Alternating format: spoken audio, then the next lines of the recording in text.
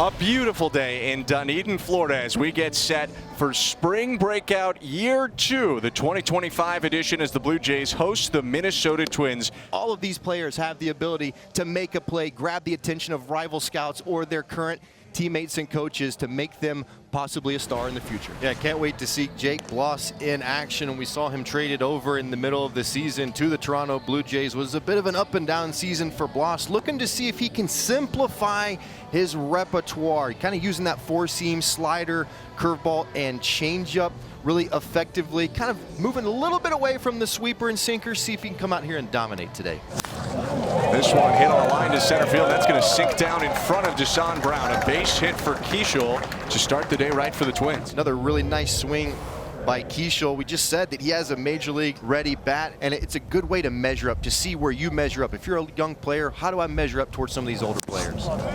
Nice slider there, and the foul tip gets strike 3. That's a big pitch for Jake Bloss. Breaking ball from Bloss. You can just see the darting action late. That's exactly the type of breaking ball Blue Jays want to see from Bloss. Really consistent, short shape right there. 1-1, runner takes off again, swing and a miss. Sharp's throw to second, and he got him.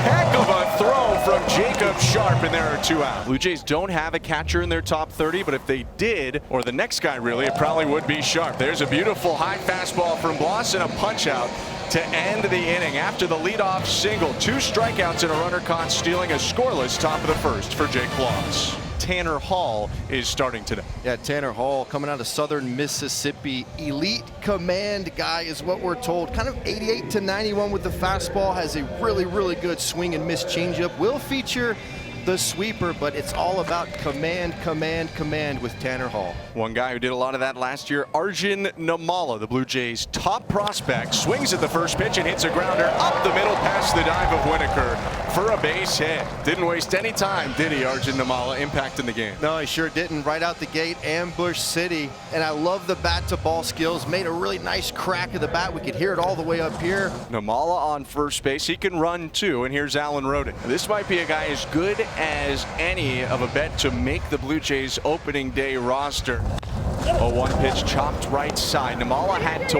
wait. They'll get him at second, but Roden to first in time to make it a fielder's choice. Martinez patient after going behind, no balls, 2 strikes. He's worked it to a full count. Payoff pitch.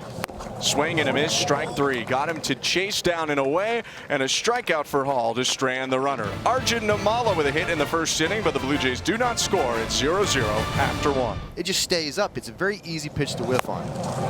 Gets a whiff right there on another breaking ball. Another pitch that he's worked on this spring, his slider. He told me that he's tried out a couple grips, and his last outing, he found the one he likes. Of the development department, with the Toronto Blue Jays, they talked about him getting a routine, how important that was to actually establish a routine. Looking routine to punch guys out right now. That's his 4th in 2 innings as he freezes Don Cone to keep it scoreless. Charles McAdoo leading off against Tanner Hall. McAdoo brought over to the Blue Jays last year in the deadline deal for Isaiah Kiner-Falefa. It takes time to adjust to different coaching philosophies, different systems.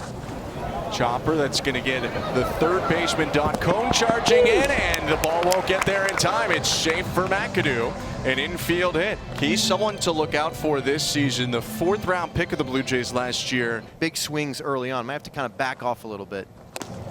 Check swing on a pitch high, and he went around, says home plate umpire Felix Neon. So that's the 2nd strikeout of the day for Hall. The 1-1.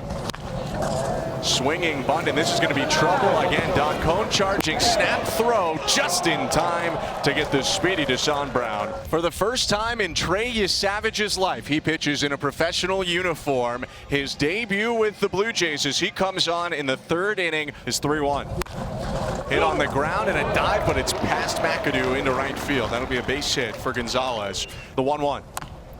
Chopped into the ground, and this could be trouble. It's going to die on the infield grass. And that's the contact Yesavage wants, but it just went to the wrong spot, so it's an infield hit. Gonzalez up to second. But if you're an evaluator, you're really looking at this outing right here with Yesavage. You're thinking, okay, perfect, right out the gate. Let's see how he handles a little bit of pressure. 1-0 offering.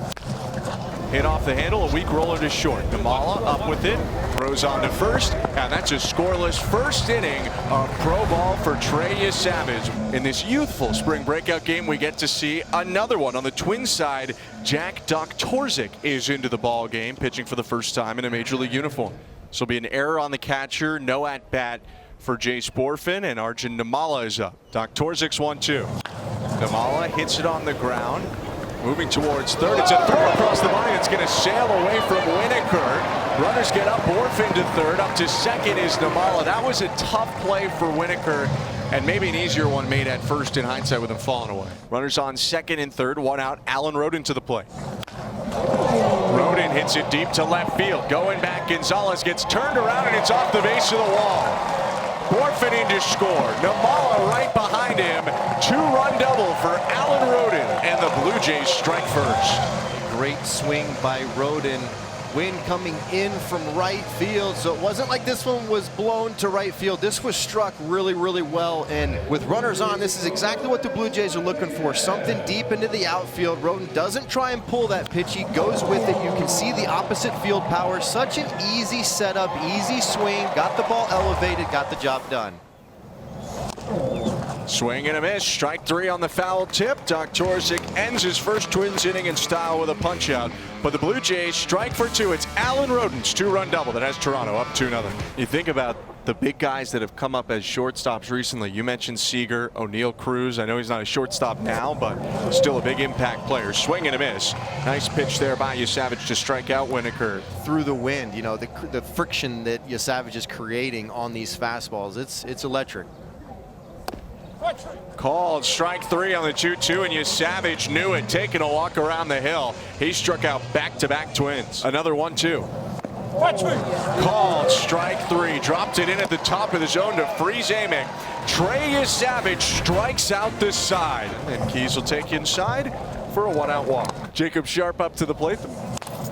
Sharp hits it in the air to left field, moving toward the line. Gonzalez still going back, warning track, and it's off the wall.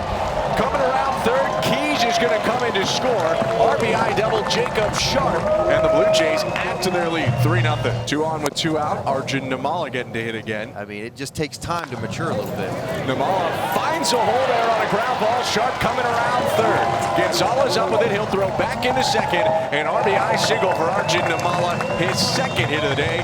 4-0 Blue Jays. Sometimes it may not look really pretty, but if you consistently hit the ball on the barrel, you're going to find hits after hits after hits. Nimmala does that. Well, how about this bases loaded spot for one of the best power hitters in the minor leagues since 2021? Only 2 minor leaguers have hit more home runs than Aurelvis Martinez's 103. Payoff pitch. Outside ball 4. It's an RBI walk for Aurelvis Martinez, and it's 5-0 Toronto. Good at bat by Aurelvis. So easy to chase and just want to be the man in the moment. Williams swings at the next one and lofts into left field. Going back, Gonzalez at the warning track, and he makes the catch with the wind causing havoc again. Well, Diego Cartaya coming up. They talked about really wanting to free him up, let him be himself. Pretty good swing right there as he drops the ball into left field for a base hit. And just continue to tell him that he's the man. He's the man. Keep going. And a lot of times you lose confidence inside of an organization, and sometimes when you switch organizations and they think you're the best thing ever, it can just build. It can make you think, man, I am that guy. I believe in myself again, and the change of scenery can end up working out. Coffey, an infielder acquired from the Boston Red Sox along with a couple others in the Danny Jansen deal at the deadline last year. It had a 784 OPS in his 61 games with Greenville. That one's going to fall in, and Coffey's taken off for second base. Throw coming in, and he will slide in with a double. Might have not been your typical booming double off the bat, but pretty good speed and instincts on the base paths from Coffey. It's a hard ground ball, and it's off the hands of the second baseman, Ross, down in right center. Coffey in to score. Brown motoring for second and a head first dive to get in there. 6-0 Blue Jays. That one was stung up the middle, and it banked off the infielder into the outfield. Edinson Paulino hits for the first time today, just took over for Aurelvis Martinez at second. 0-1. Slap to the left side and over the leap of De Andrade into left field. It's a single for Paulino, Up to second base is Piñango on a really nice swing. So Bischoff trying to work out of a jam. Williams hits it on the ground, and it's off the glove of the second baseman and into the outfield. Coming home to score, Piñango. Up to third, Paulino. And Peyton Williams delivers to make it 7-0. In a difficult position, only one out, and the bases are loaded. It's Paulino on third, Williams on second, Arias on first, Cutter Coffey at the plate. 3-1. High ball 4. It's going to be an RBI walk for Cutter Coffey, and the Blue Jays lead is up to 8. Tibbetts pops it up, middle of the infield, and it's going to fall in the middle of the diamond. 2-run score for the Blue Jays. Both Williams and Arias coming in to score. Cespedes, the first baseman, made the call, although granted, he made it late. No one was really taking charge there.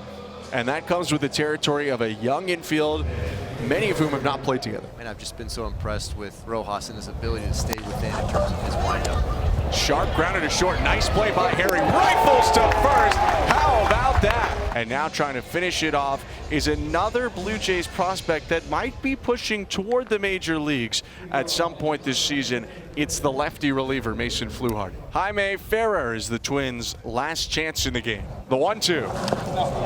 Swing and a miss. Strike 3. Fluharty gets him, and the Blue Jays have their first ever spring breakout win. They defeat the Minnesota Twins 10-0 with a bunch of standout performances, Caleb. Great day, great fun. What a game.